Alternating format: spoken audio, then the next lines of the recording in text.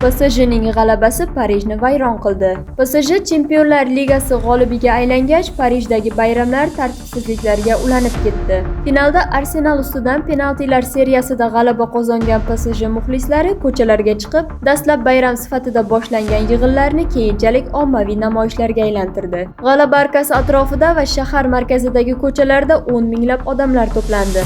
Ayrim joylarda esa hashamatli do'konlar talon-taroj qilindi. Fransiya Ichki ishlar vazirligi ma'lumotiga ko'ra, bir kishi halok bo'lgan, yana bir kishi komaga tushgan. 219 kishi esa jarohatlangan va 800 kishi qo'lga olingan. Fransiyalik siyosatchi Marine Le Pen esa bu voqealarga munosabat bildirib, Fransiyada futbol klubining g'alabasi ham tartibsizliklarga sabab bo'ladi. Bunday holatni boshqa hech qayerda ko'rmaysiz, deya izoh bergan.